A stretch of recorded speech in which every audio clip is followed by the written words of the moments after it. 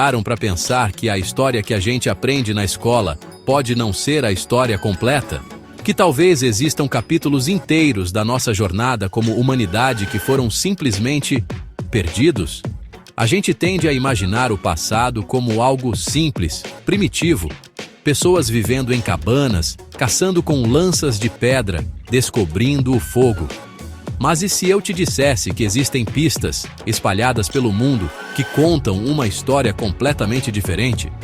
Pistas que sugerem que nossos ancestrais talvez fossem muito mais avançados do que a gente imagina. Existem objetos, artefatos encontrados em escavações arqueológicas que simplesmente não fazem sentido. São peças que parecem ter saído de uma máquina do tempo, tecnologia que só seria reinventada milhares de anos depois.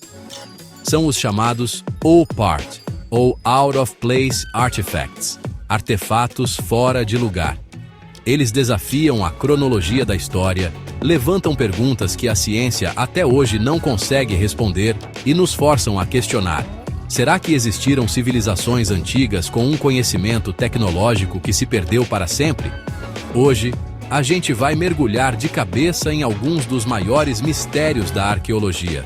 Vamos investigar 5 objetos que simplesmente não deveriam existir, segundo a nossa compreensão atual da história. Preparem-se, porque a viagem de hoje vai ser longa e cheia de perguntas que podem mudar a forma como vocês enxergam o passado da humanidade. Será que estamos prontos para descobrir que a nossa história é muito mais complexa e misteriosa do que imaginávamos? Então, bora lá! Nossa primeira parada é na ilha de Creta, na Grécia, por volta de 1700 a.C. Em 1908, um arqueólogo italiano chamado Luigi Pernier encontrou algo que deixaria o mundo científico de cabelo em pé por mais de um século. Dentro de um palácio da antiga civilização minoica, ele descobriu um pequeno disco de argila queimada, com cerca de 15 centímetros de diâmetro. Parece simples, né? Mas esse objeto, conhecido hoje como o disco de Festo, é um dos maiores enigmas não resolvidos da história. Ele está coberto dos dois lados por uma espiral de símbolos misteriosos, 241 deles no total, que nunca foram vistos em nenhum outro lugar do mundo. Ninguém até hoje conseguiu decifrar o que eles significam. Mas o mistério vai muito além da linguagem. O que realmente choca os pesquisadores é como esses símbolos foram feitos. Eles não foram desenhados à mão na argila mole. Análises detalhadas mostraram que cada símbolo foi impresso no disco usando um tipo de carimbo ou selo. Isso significa que, há quase 4.000 anos, alguém criou um conjunto de 45 selos diferentes, um para cada símbolo, e os usou para imprimir o texto.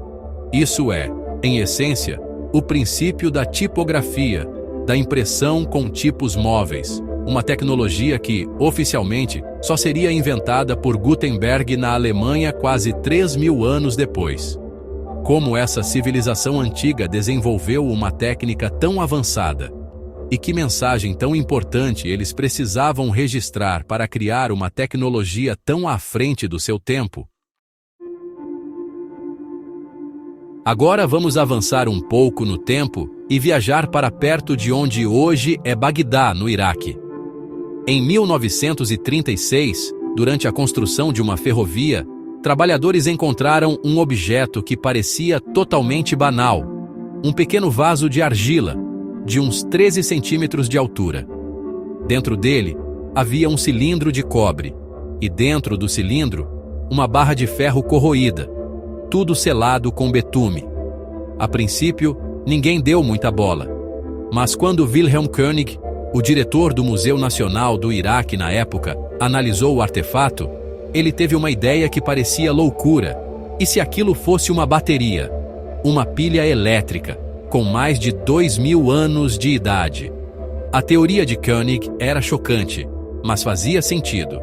A combinação de dois metais diferentes, cobre e ferro, com um eletrólito, que poderia ser suco de uva, vinagre ou qualquer líquido ácido, gera uma corrente elétrica.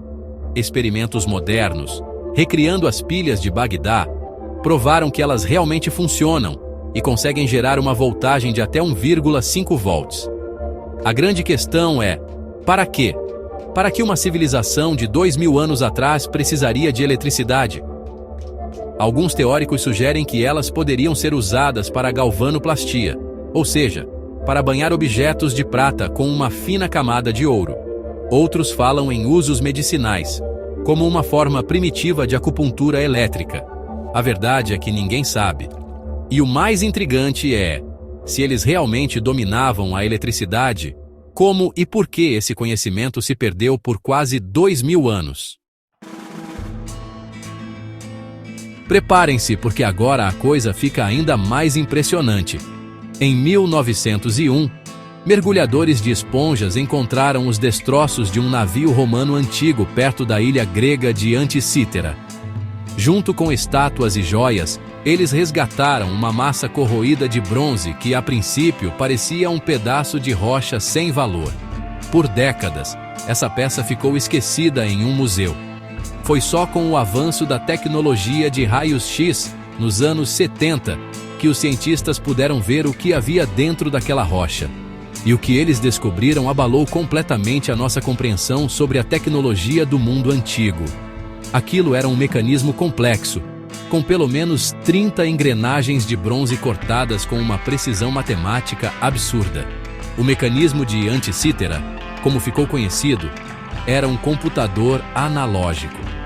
Datado de cerca de 100 a.C., ele era capaz de prever posições astronômicas, eclipses solares e lunares, e até mesmo as datas dos Jogos Olímpicos. Girando uma manivela, o usuário podia ver, em diferentes mostradores, o movimento do Sol, da Lua e dos 5 planetas conhecidos na época, tudo com uma precisão assustadora.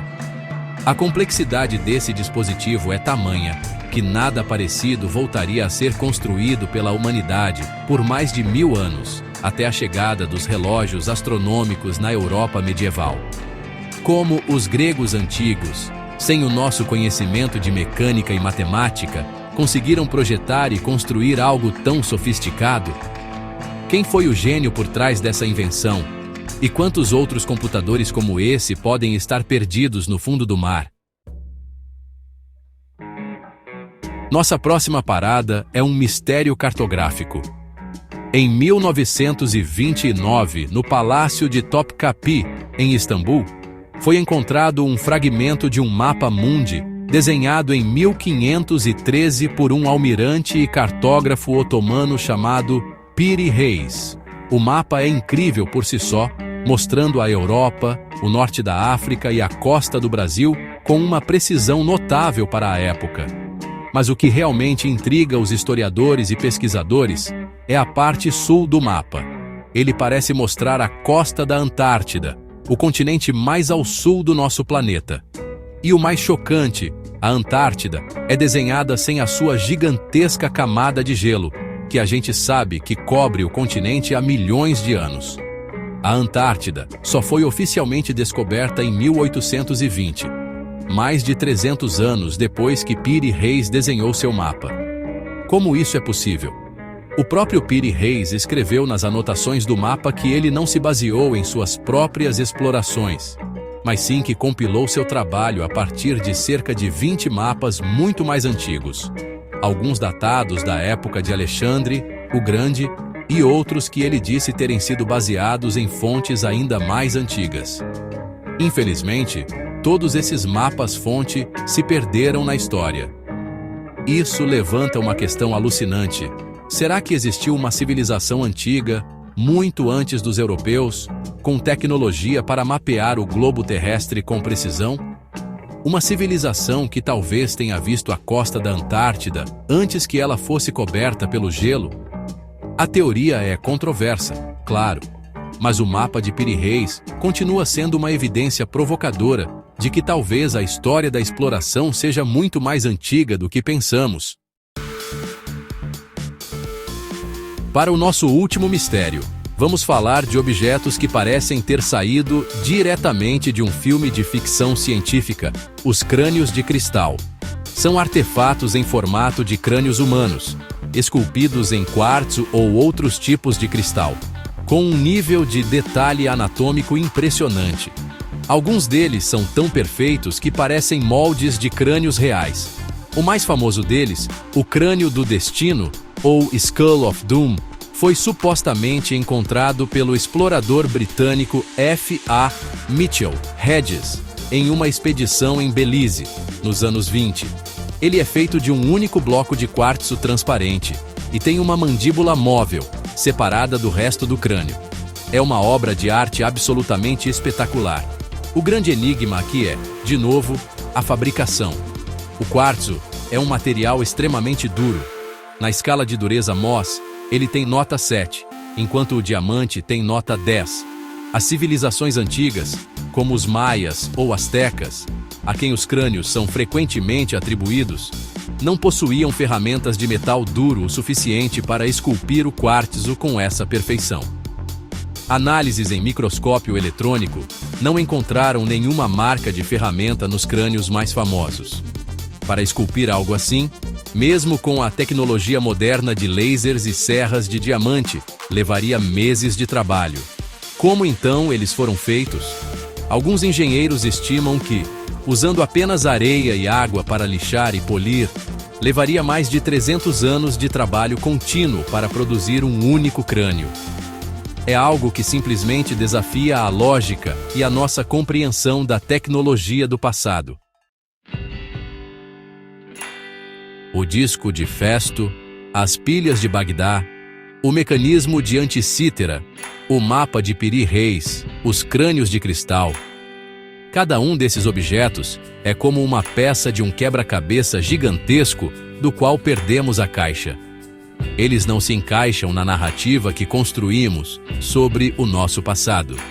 Eles são anomalias, pontos fora da curva, que nos obrigam a admitir uma verdade um pouco desconfortável. A gente sabe muito pouco sobre a nossa própria história. A imagem de um passado linear, onde a tecnologia e o conhecimento só avançam, talvez seja uma simplificação excessiva, talvez até arrogante. Esses artefatos sugerem a possibilidade de ciclos de conhecimento. Civilizações que alcançaram picos de genialidade tecnológica e científica e que, por algum motivo, guerras, desastres naturais ou simplesmente o tempo, desapareceram, levando seus segredos com elas. Talvez a humanidade não tenha inventado a impressão, a eletricidade ou os computadores apenas uma vez. Talvez tenhamos redescoberto conhecimentos que já existiram e foram esquecidos, como ecos de um passado muito mais brilhante e complexo do que a arqueologia tradicional nos conta. No final das contas, esses mistérios não são apenas curiosidades. Eles são um convite à humildade e à imaginação. Eles nos lembram que a história não é um livro fechado, mas sim uma investigação contínua, cheia de páginas em branco e capítulos que ainda precisam ser escritos. E a pergunta que fica é: que outros segredos incríveis ainda estão enterrados sob nossos pés, esperando para serem descobertos e para, mais uma vez, desafiar tudo o que achamos que sabemos? A busca continua. Valeu, pessoal, e até a próxima!